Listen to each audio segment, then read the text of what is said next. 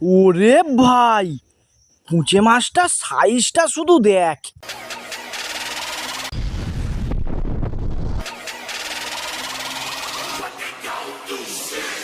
নমস্কার বন্ধুরা, সবাই কেমন আছেন?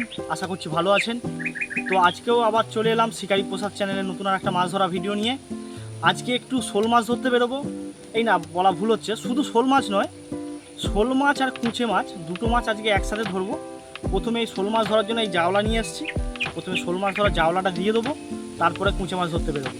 তো চলুন বন্ধুরা, তাহলে যাওয়া যাক। আজকে এই শোল মাছ আর কুঁচে মাছ ধরার জন্য আমি যাচ্ছি খোলের ডাঙায়। এই খোলের ডাঙা জায়গাটা আপনাদের অনেকেরই চেনা, কেননা এই জায়গা থেকে এর আগেও আমি অনেক মাছ ধরেছি, তার ভিডিও আপনাদের সাথে শেয়ার করেছি, যেমন কই মাছ, মাগুর মাছ। তো আজকেও আবার যাচ্ছি একটু শোল মাছ ধরার উদ্দেশ্যে। এই দেখুন সেই পুকুর। এই পুকুর থেকে এর আগের ভিডিওতে আপনাদেরকে অনেক মাগুর মাছ ধরে দেখিয়েছি। আপনারা যারা নতুন দর্শক তারা কিন্তু এর আগের ভিডিওটা দেখতে পারেন, অনেক মাগুর মাছ ধরেছে এই পুকুর থেকে। তো আজকেও আবার এসছি একটু শোল মাছ ধরতে। আর এর আশপাশে অনেক পুকুর আছে, সেই পুকুর থেকে কুঁচে মাছ ধরবো। প্রথমে শোল মাছ ধরার জন্য এইখানের কিছুটা অংশ ফাঁকা করে নেব। এই যে চারিদিকে পানা দেখতে পাচ্ছেন, এই পানাগুলোকে একটু সরিয়ে ফাঁকা করে নিচ্ছি। এখানে জাওলা দেবো, আর জাওলা দেওয়ার জন্য আমি এখানে জ্যান্ত ব্যাঙ ব্যবহার করছি। ব্যাঙটা কিন্তু আমি বড়শিতে গাঁথছি না, গাঁথলে মরে যাবে। ও শুধুমাত্র একটু কলা গাছের সুতো দিয়ে ব্যাঙটাকে বড়শির সাথে বেঁধে নিচ্ছি। এই দেখুন, এইভাবে বেঁধে নিলাম। এবারে জাওলাটাকে ঠিক পজিশন মতো করে পুঁতে দেবো এখানে। এই দেখুন বন্ধুরা, ব্যাঙটা কেমন লাফালাফি করছে জলেতে। এইরকম যত লাফালাফি করবে ততই কিন্তু শোল মাছ হওয়ার সম্ভাবনা বেশি থাকবে। তো চলুন এবারে যাওয়া যাক, একটু কুঁচে মাছ ধরে আসি। চলে এলাম তারই পাশের আর একটা পুকুরে। এই পুকুর থেকেই কুঁচে মাছ ধরবো, দেখা যাক শেষ বেশ কুঁচে মাছ পাই কি। তো সর্বপ্রথম যে কাজটা আমাকে করতে হবে সেটা হচ্ছে কুঁচে মাছের গর্ত খোঁজা। কুঁচে মাছের গর্ত কিভাবে খুঁজতে হয় সেটাই আপনারা দেখুন। আর যদি আমি কুঁচে মাছের গর্ত পাই আপনাদেরকে দেখাচ্ছি। এইসব পুকুরে কিন্তু অনেক কুঁচে মাছ হয়, এর আগেও ধরেছি। তো এই বছরে এই প্রথম এলাম এই পুকুরে।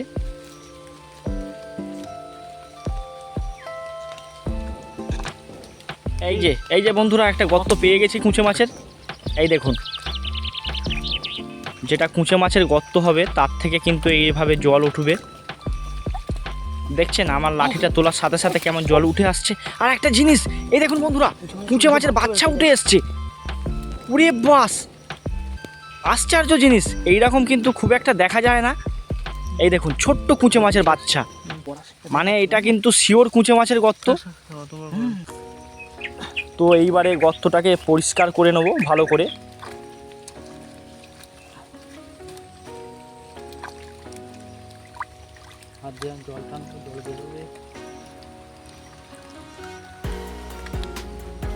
গর্ত পরিষ্কার করা হয়ে গেল। এইবারে গর্তে একটু টাক্কর মেরে দেবো।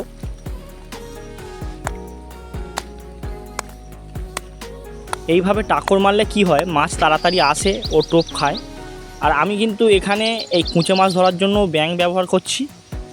এই ব্যাঙ দিয়ে কিন্তু কুঁচে মাছ খুব ভালো হয়।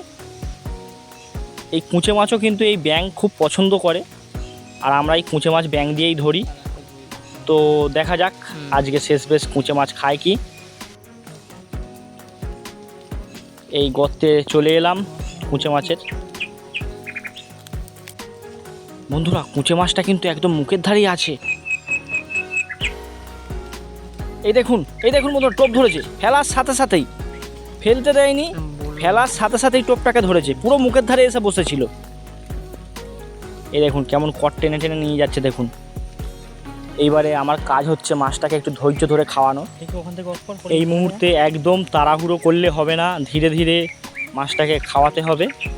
তো বন্ধুরা, অনেকক্ষণ খেতে দিয়েছি, এইবারে মাছটাকে টানছি, দেখা যাক মাছটাকে শেষ বেশ টেনে তুলতে পারি কি। মাছ কিন্তু বড়শিতে লেগে গিয়েছে, মাছ ধীরে ধীরে আসছে। এই দেখুন বন্ধুরা, মাছ আমি তুলে নিয়েছি। এই দেখুন, ও ও মাছটা শুধু সাইজটা দেখুন, ওরে বাস, একটা বিশাল সাইজের কুঁচে মাছ। বন্ধুরা এইরকম সাইজের কুঁচে মাছ খুব একটা দেখা যায় না। উফ, কি সাইজের! উফ, চো পড়েছো।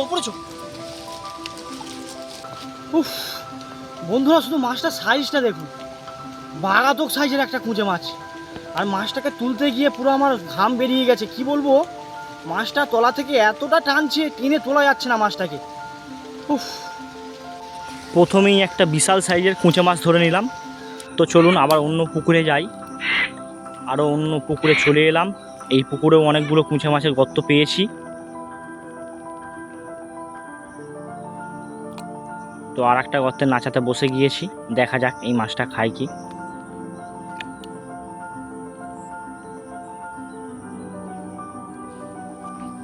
ওই গর্তের মাছটা খেলো না, আবার পাশে আর একটা গর্ত আছে, সেই গর্তে চলে এলাম।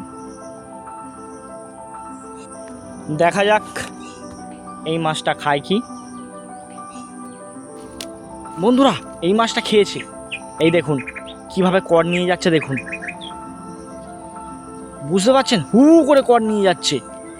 মাছটা খাওয়ার সাথে সাথেই এক মুহূর্ত দাঁড়ায়নি, সঙ্গে সঙ্গে হু করে কর নিয়ে যেন শুরু করে দিয়েছে। এই দেখুন, হু করে কর নিয়ে যাচ্ছে। ব্যাস বন্ধুরা, কাজ হয়ে গিয়েছে। এই মাছটাও কিন্তু বড়শিতে লেগে গিয়েছে। এইবারে মাছটাকে ধীরে ধীরে টানবো। বেশি কিন্তু টানা হেঁচড়া করলে হবে না, তাহলে কিন্তু মাছের গাল কেটে যেতে পারে। আবার এই পুকুরের মাটিটাও খুবই শক্ত, মাছটা কোনো মতেই আসছে না। মাছটা কিন্তু পুরো তলা থেকে একদম টেনে ধরে আছে। আমিও কিন্তু মোটামুটি টান রেখেছি, আবার বেশি টানাটানিও করতে পারছি না, মাছের বাই চান্স গাল কেটে গেলে মাছটা খুলে যাবে। তো শেষবেশ মাছটা আসছে না দেখে আমাকে গর্ত ভাঙার সিদ্ধান্ত নিতে হলো। গর্ত না ভাঙলে এই মাছটাকে তোলা যাবে না। মাছটা অনেক দূর চলে গিয়েছে, আর এই পুকুরের মাটিটাও অনেক শক্ত, ওই জন্য মাছটা কোনো মতেই আসছে না। তো দেখা যাক শেষবেশ গর্ত ভেঙে মাছটাকে আমি বের করতে পারি কি।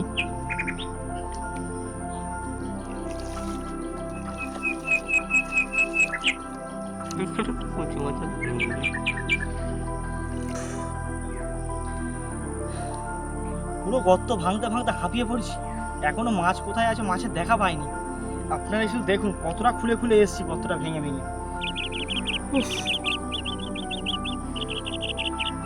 কি খাওয়া খেয়েছে রে বাবা।